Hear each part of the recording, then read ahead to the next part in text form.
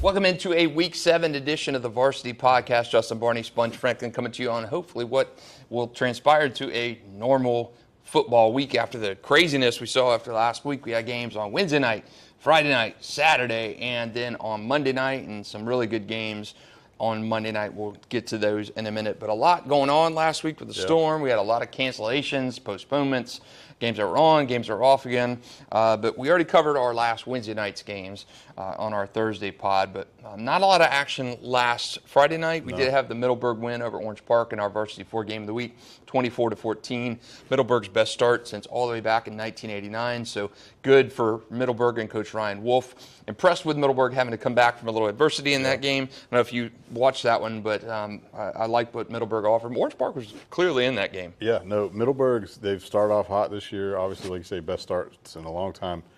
Orange Park, everybody's kind of beat up on them this year. So the fact that they hung around and made it a game, I was, not shocked, but, it's because it's one of those, Orange Park, Clay County rivalry type games. So, but Middleburg definitely, Ryan Wolf's done a great job, and this season they've, off to a good start.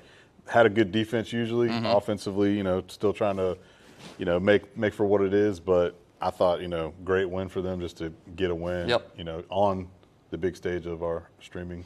Yeah, it was good, and I like the Atlanta Braves throwback hat there too. Tribute. I had to rep them out. They made me sweat it out in game 2 yesterday. So I know, man. It was. How about some baseball? Yeah. Pete Rose passing away. Dude. Dikembe Mutombo. Monday baseball. Braves Mets. What a wild sequence of sports on the national scene as well. Our Monday night games, I thought really delivered a few impressive wins. Oakley 40, Fletcher 12. Fletcher, a good team, but just not to that shelf of being able to contend with the Neases and the Oak Leafs quite yet. I thought Ed White played good on the road, 30-27 loss to Merritt Island. Good for the Commanders going down there in a game they really could have won. Palatka plays Newberry and gets absolutely filleted. Thought Palatka had a good start to the season, Range 62, Riverside 40. I got some questions about the Range defense because they've given up a lot of points in some games. You go back to the Bowls game, that was kind of the week 1 game, so Bowls really couldn't get nothing going on offense that day, but Trinity had, their way a little bit in the first half of that game against them. Obviously, Riverside scoring a lot of points on them. They've definitely got to shore that up if they want to be where they want to be at the end of the year, because you can't give up. Again, we talked about it last week. It's a lot of these teams are winning kind of the shootout fashion games. They're more high-powered on offense. They're more relying on their offense. You got to play some D. Last night we'll get to the next game, but Nease played D. They had to play some defense. So you got to be able to play D when you get down to the playoffs. So it's nice that you score 62, but again, you're not going to score 62 on somebody who's got a really good defense. And Riverside's got the potential for an explosive offense. Definitely. But the week before, Ribault held them to 14. Right. So I don't know if it's just Reigns is tougher to get excited for some of these games when you have state championship kind of intentions. That Bowls game in week 1 I thought was a good display where their defense really had to rise to the occasion. But man, they've given up some. It's like the St. Augustine defense. I'm a little worried about them longer term because we saw in that Nease loss, there's no way, no disrespect to Nease. You have a 21-0 lead in the third quarter at home.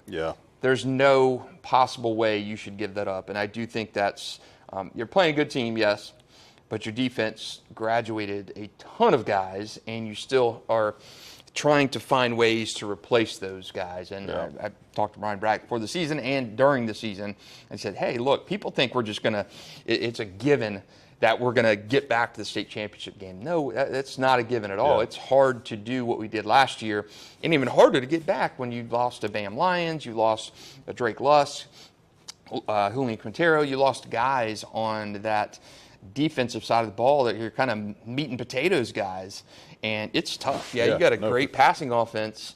Carl Jenkins Jr. decommitted from UCF this week, receiver, but you've got a really good passing offense, but the glue guys, the bread and butter guys, the defensive guys that you don't hear about. And they've got guys, Mike Wright, Jimmy Wheeler, those guys back, but those linebackers in the center of the field last year were so integral to what they did, and St. Augustine just hasn't been able to fill those gaps just yet. And I'm a little worried about that with Range, too. You can't be giving up 40 to Riverside if I know they got Tayshaun Gelsey, Miles Kendrick, but Raines to me should be on another level. Yeah. You shouldn't be giving up 40 to Riverside. I agree with that totally. Like I say, Gelsey did have a nice performance. He had a big Yep. day. He had two touchdowns, I think, over 100-something yards receiving. He was a problem. They had a problem guarding him. But still, where's that D-line? Get home. Yeah. You got to get some sacks, get the pressure where, those balls aren't being completed. Make those balls tougher completion by making the quarterback uncomfortable. Yeah. I even think John had 4 sacks, but it's just, I don't know. It's crazy. The numbers don't match up when you see 40 on the board, and Riverside was moving the ball, at will in a sense too.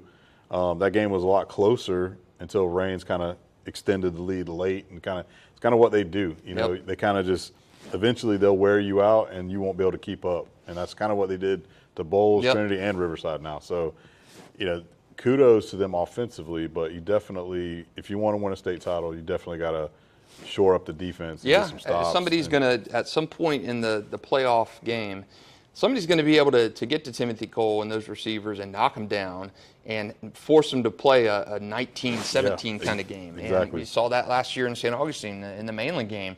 You've been just killing teams, choking them out offensively, but when you get a good defense that can kind of come and knock you in the mouth, you're going to have to find a way to get it done. And St. Augustine felt that last year with Mainland, lost state championship game on a walk-off field goal.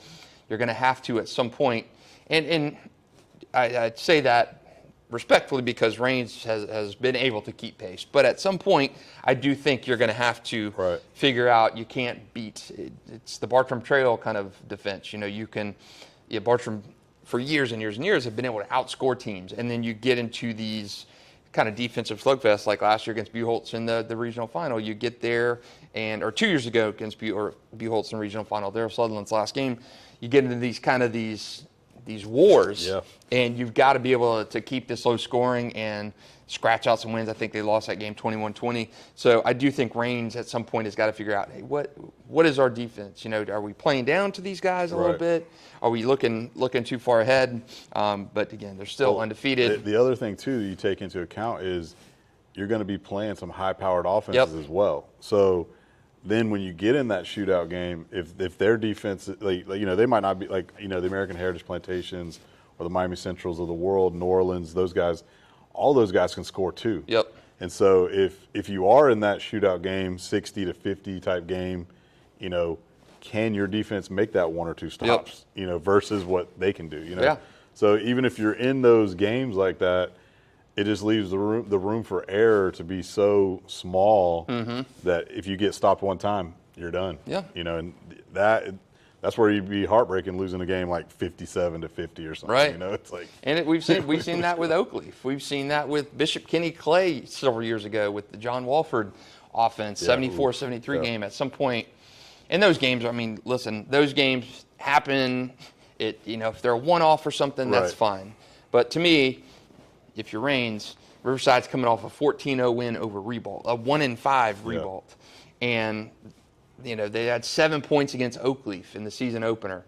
And then you give up 40 to them. Yeah. So I don't know, there's something, and again, if this had just been one game where it was a shootout kind of affair, that's one thing. But Raines has had some games, they've given up some points, and to their credit, they've been able to kind of do that. And Jamal and I were talking last night. TJ Cole is having a hell of a year. Yeah, he's balling. He's getting balling, it. And dude. I think he is the best Raines guy that they've had since HJ was there. No, definitely. I can definitely agree with that. He's like just getting the ball to the playmakers like how HJ used to. Just get it to the guys, let those guys do all the work. And then on top of that, he's a great scrambler. He's a great extender of the play to look downfield to continue the pass, like throwing it downfield. He's good. He's calm. Like I say, he's cool. And like what he's doing is just engineering that offense like he's a maestro out there. And it's like he's definitely balling. He is, yeah. He is really good. Sure. He's got some good receivers. And we do talk about Raines' defense. And, hey, bonus coverage. I think Homecoming King, Solomon Thomas, John Simon, the Big Cat, Mr. Football at Raines on Monday night. So kudos to those guys for the superlatives. But, I do think, and HJ, to me, when you look at Raines, the history. And since I've been doing this, you go back to like the late 90s when they won the state championship. You had Mac Frazier dealing back then, and then you kind of shift a little bit more, and then you had the HJ experience. Augie DiBiase before that came over to Raines and it got things done, got him to a championship game. But man, HJ has been one of my favorite players to watch, and he was great. He played at Cedar Creek Christian. I don't know if you know his story, but he played at Cedar Creek Christian and transferred to Raines for his final 2 seasons. You're thinking, man, this guy is like, he's a small guy, maybe 5'7" at the time, 5'6", and he's cleaned it up over at Cedar Creek, a smaller school, and he wanted to win. He wanted to go and play for championships, and his dad, Ivory, has been a great youth coach and stuff, and really a good kind of coordinator of offenses and stuff. So he goes to Raines, and he's exceptional at Raines. He is really good at Raines. Junior year there ended with a 60-20 loss to Buchholz in the playoffs. Mac Jones senior year. His senior year ended with a state championship game. Raines won a state championship that year with HJ, and he was our player of the year at the Times Union. Just a fantastic guy. Ended up going to Valdosta State, and I think he tore it up there too. Yeah, tore it up too. And I think Timothy Cole is Raines' best quarterback since HJ. And speaking of the Durham family, how about Zarephath Academy? There you go. That was your week 1 upset special. I told man, I've been on the Zarephath train all season long. I think this week is little Durham's doing it big. Big things for them too. Yeah, I remember the first time I saw Jordan Durham. He's a quarterback, HJ's little brother, and now he's at Zarephath Academy. Ivory's coaching there, and they are lighting it up. They're 7-0. They beat West Oaks on Monday night, 36-0. I think Jordan was like leading the nation in passing. Yeah. It's crazy. And they're playing smaller schools. Right. And so it steps up this week. They got Union County, another undefeated small school, and Union County is fantastic. Yeah, totally. But man, the Durham kids know how to throw that football. They know how to spin it, for sure. There's always 1 or 2 great small school stories that come around through a year. Zarephath is 1, St. Joseph Academy is 2, and down in Nassau County, West Nassau is 3 to me. Those 3 schools have had remarkable seasons this year. Zarephath at 7-0, West Nassau at 5-1. Unfortunately, their game against Fernandina Beach got canceled or postponed on Monday night due to rain. And St. Joseph down in St. Augustine is on path for an undefeated regular season. So always 3. I love the small school stories that don't have that tradition, don't have the pedigree of huge lineups and stuff. And Zarephath has been awesome to watch this year, and I hope they continue doing that. Union County has been great to watch for another smaller school. St. Joseph, though, I used to work in St. Augustine, so I love seeing those smaller St. John's County schools. Florida Def is another one, and St. Joseph do well. And then West Nassau, too, has been a great story there under Gunnar Cox. So switching gears before we get into our Week 7 looks at some games. Super 10 for me this week. I've got some shakeups. Do you have significant changes in yours? Mine pretty much stayed the same that I had last. Well, I mean, we did it only Thursday, so it was only, and then we had a handful of games, like you said. So mine stayed intact, except for a few of the teams that lost. They dropped out. Like I dropped Riverside out. Finally, they had been in my top 10 for a while. I dropped Ponte Vedra out after they lost to Fleming Island on Friday night, which. Fleming Island's, we talked about, Chip having getting thrust into the position. Yep. They had a couple, tight losses that they had against some, better opponents probably, but that was a nice win against Ponte Vedra the other night. So mine kind of stayed intact for that, but you can go ahead and reveal yours. All right, my 10, I've got some changes in mine. I do have Ponte Vedra staying in, kind of juggled it. They take Bartram's spot. Ponte Vedra at number 10 for me. I've still got Beachside at number 9. I still want to see some more substance from them. I've kind of had them just locked in to their schedule. I looked at it today. It toughens up. Their next 4 games. It toughens up in a hurry. We're going to find out, like you said, we're going to get to see them play some of these teams that they haven't normally been playing. And it starts on Friday in our Varsity 4 game of the week against Ocoee Creek. And really, Beachside could be undefeated right now. They're only lost 17-14 to Ponte Vedra. So I've got them at 9. I do want to see them play a little bit more consistent, good programs, and we're going to get that in the second half of the schedule starting this week for Beachside. I've got them at number 9. They're still they're 4-1. Had the big win over Menendez last week, 41-3. At number 8, I've got Baker County. I've got them staying put. They haven't played in a couple weeks. They've got Tallahassee Godby on Thursday night in a district game. Their only losses to Bradford in week 1, 13-7. So respectable loss for the Wildcats. At number 7, I've got Oak Leaf moving back in. I dropped them out last week. They had lost 2 in a row, 2 tight games in a row, 57-50 to Buchholz, and then Hawthorne 27-21. Not bad losses, and I probably should have kept Oakleaf in, but I've got them moving back in. They killed Fletcher 40-12, and they really could be undefeated as well. I don't think those were bad losses at all. So Oakleaf at 7. I've got Mandarin moving up to number 6, even though they haven't played. They've lost 2 in a row. They're supposed to play First Coast. That game got shuffled around. But I've got Mandarin at number 6. In my top 5 do have a change. At number 5, I've got Buchholz. They stay put. 35 over Baldwin. At 4, St. Augustine. They're off this week.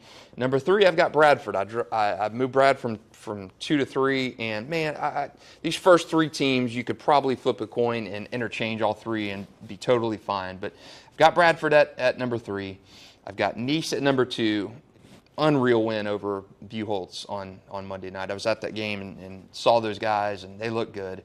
I think they probably would have beaten Buchholz by a couple scores had they not had Maddox Spencer had a fumble really almost going into the end zone. He tackled and fumbled at the end of the play inside the 20, but he had a fumble there, another drop in the end zone in the second quarter.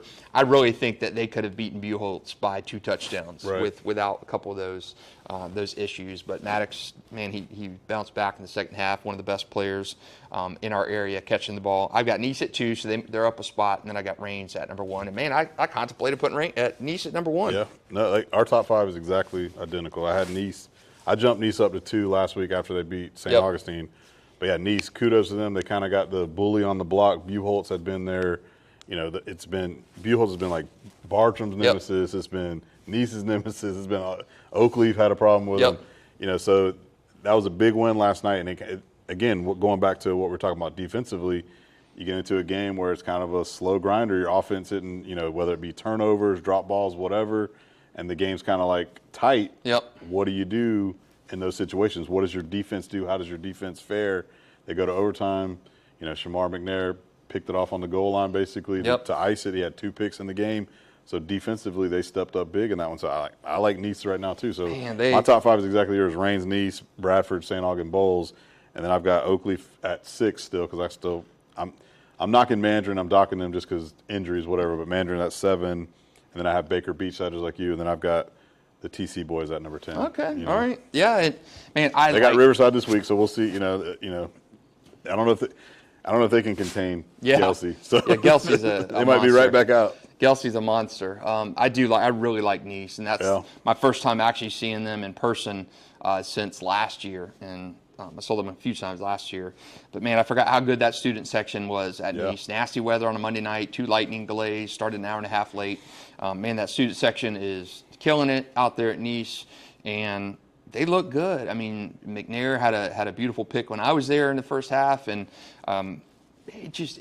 game after game, there's something about Nease that just rises to the occasion. I mean, Joe Miracle has played well linebacker. KJ Perry's running the ball well, and Nick Perry. Perry is a running back. Harry is a quarterback. So Perry and Harry. So Harry he ran like a 60-yard touchdown just straight at me. Got flagged in the end zone, which ridiculous celebration penalty, which shouldn't even have been called. But they have just done it, whether it's been on defense. McNair, Elisha Luckett the week before had that pick that kind of set things off against St. Augustine. Nease has just got something going. And I said to Colin Drafts when I talked to him last week that this team reminds me so much of the 21 squad. Mark Stokes Jr., Dom Henry Sr., so many seniors on that team. And I asked Colin last week, I said, how are you able to kind of build something? And this goes back to the St. Augustine days, covering Joey Wiles and those guys. And, you're not, at St. Augustine, you're not going to have a Brandon James, a Quinterrence Cooper, K1 Jakes, Jock Rickerson every year. I mean, those guys are just diamonds, and you don't find those guys every year. So how do you sustain a program without the benefits of transfers coming in, without the benefits of 4 and 5 stars all the time? How do you do that? How do you sustain it? And Nease has gotten to the point in Colin Draft's 5 years that they built like an infrastructure and kind of a guardrail, a system that works. And your JV team and your feeder guys coming up in Landrum, and you've built something there that it can survive the ebbs and flows of graduation. And St. Johns County is not like Duval, where you've got, the kind of the portal era of guys bouncing to First Coast. Like First Coast was the kind of the school to be at. Sandalwood was the school to be at. Yeah. Maynard's is kind of the it school now. So you don't have these pockets of guys going. Yeah, you have transfers and that, but not the rampant issues that you've seen in places like Duval. It's different in Duval than St. John's for sure. Much different. So I asked Colin, how do you do that? And he said, it's a program-wide issues, a program-wide thing that we've been able to kind of do that, and you're seeing the benefits of that every year. You got hard-working guys that buy into the system, that come up through the ranks, that cut their teeth early. I think, Bogle and Maddox are the only two guys right now on this team that were around for that run back when they were freshmen on the team that went to the regional final, lost to Buchholz. So you only got two guys hanging on, but the other guys that came up through the system and saw the Maddoxes and stuff playing on Friday nights, those guys are in the system now, and they want to be a part of that. And it's really cool to see that in a smaller county kind of coming up through that. And I think that's why Nease has been able to really kind of, even when you don't have the Marcus Oaks and the Dom Hendrys every year, you're still kind of able to keep that train rolling, so to speak. Man, very impressed with Nease and what Colin Drafts has done. That win over Buchholz. Buchholz is not the same team. No Miles Grahams and for sure. But man, they have got some ball players. Yeah, Buchholz is kind of that same mantra. Yeah, they're gonna. It's this. Gainesville school. They kind of like stock program. Yep. They're always good, but you lose guys too that might be your 4 and 5. I mean, Miles Graham was a transfer from Georgia. Since he was going to Florida, Dad, obviously brought him down closer to home. So that definitely helped Buchholz out last year for sure. But they've also been stocked with some good players, Whittemore and all those guys. So they're always the bully on the block. And, yes, they're down or wrong this year, but again, they're still a good team. They're really don't mess around with them. Really good team. So I think Buchholz is still going to be a problem for the area teams of ours that see them. So switching gears to week 7, this is an off week for a lot of our elite programs. Thursday night games: Leesburg at Ponte Vedra be a good one. Baker County at God be a good one. And the Friday night games: Beachside at Coy Creek. That's our varsity 4 game of the week. You can watch that on News4Jacks.com, News4Jacks Plus, or the News4Jacks app. That was Beachside's only loss last year were to the Toros, and I think we're going to see an excellent one. Julio Santiago back after missing the first 4 games of the season for the Toros. He made a difference in that Bartram game. They beat Bartram by 20 last week, so that was Coy Creek's biggest win in program history over a St. Johns County team by far. Columbia at Bowles, a good one. Flagler Palm Coast at Fletcher, and Fletcher kind of stopped the bleeding against good teams. Palm Coast was undefeated until OC University last week. Palatka Bradford is a good one. Of course, Palatka coming off that loss to Newberry. Rockledge at Maynard. Can Maynard kind of get back on track? Trinity at Riverside. Zarephath at Union, unbeatens in week 7. And then Northwest Classic on Saturday. Always a great game. I think Rains will win this game by whatever they choose. Yeah, Reebok's definitely struggling. Like you said, we talked about how did Riverside not score 50, but I think Rains definitely can score 50 on Reebok, and this is where you get your get-right game on defense. Pitch a shutout, don't let Reebok score, flex the defense in this game. I think it's that, like we said, that game is always just a different environment, it's fun and all that, but it's just been a lopsided rivalry. Reebok has come up with some some upsets over the last several years. Definitely don't see that happening on Saturdays. So no, I mean all Vikings. And Mike Hunter, credited him taking that job. He knew it was going to be a rebuilding job, and you gotta celebrate your small wins. And these games always are memorable. I mean, kids talk about Rains Reebok games who played in them in the 80s and 90s. I still see on social media all the time. Hey, I did this and this. Northwest Coast did this and that one. So these games are such a good neighborhood game. I remember talking to Durand Wiley years ago, and he said, man, it's a shame that this game has to be held at a high school because it's such a community event. And he thought, man, how great would it be to move that to the Gator Bowl, Everbank Sandy, whatever you want to call it.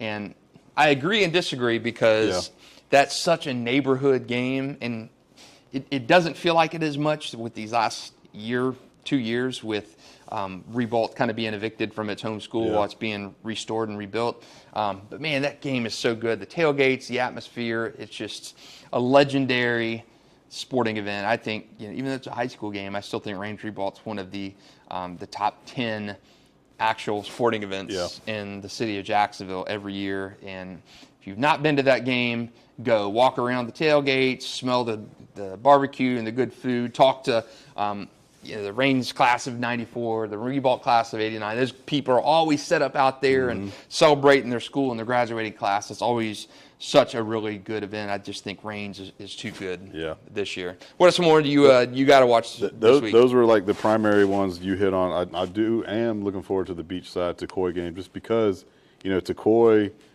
we're kind of feeling them out early in the season.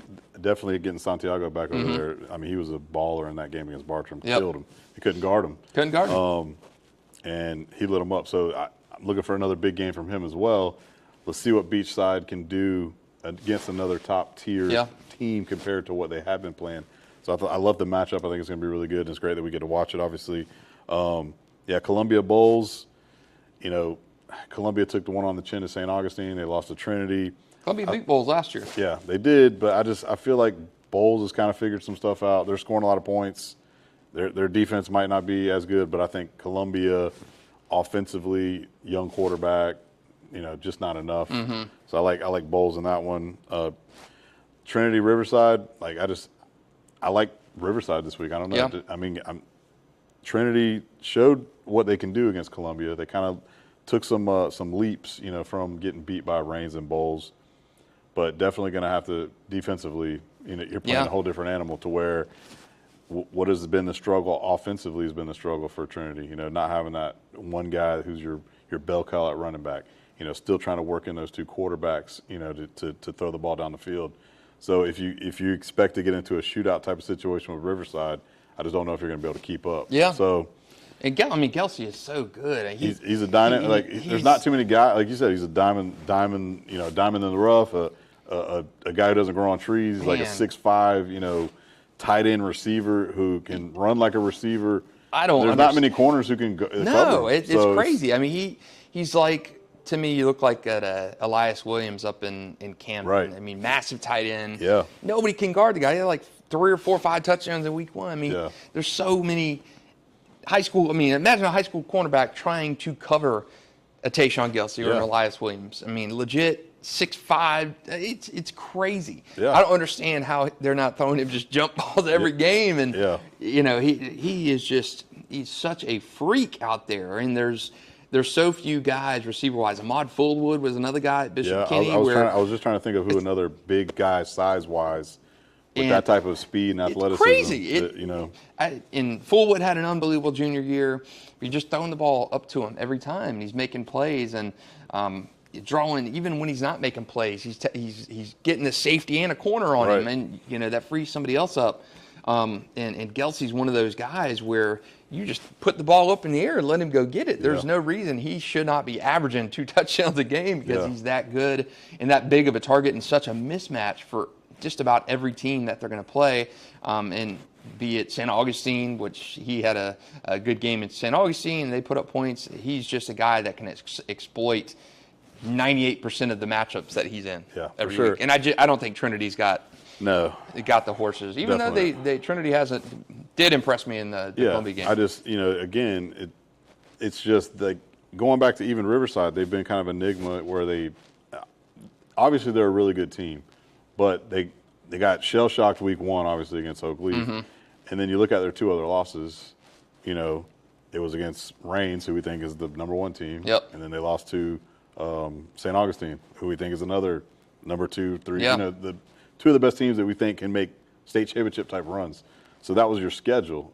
So when you're playing teams like that and you're on par with them but might not be all the way, then they did have good offensive outings in all those games, except for that week 1 game, and then they kind of figured out, hey, we got this guy. Let's use our weapons, So they've been able to score, but again, their defense kind of let them down, obviously, big time. So I think I'll be interested to see how Riverside's season goes on after playing those 2 really tough games. They got some tough ones. So now now they can kind of maybe let's settle in and run these last 4 games of the season. I can't believe, like you said before, it's week 7. Dude. Yeah, it's crazy that we're already this far into the season. So that's I think that'll wrap us up for a week 7 edition of the Varsity Podcast. It's just so crazy that we are already way past the midway point. We're almost to the midway point of the actual playoff system. So Georgia High School Association did extend, actually earlier today, announced that they would push their playoffs back a week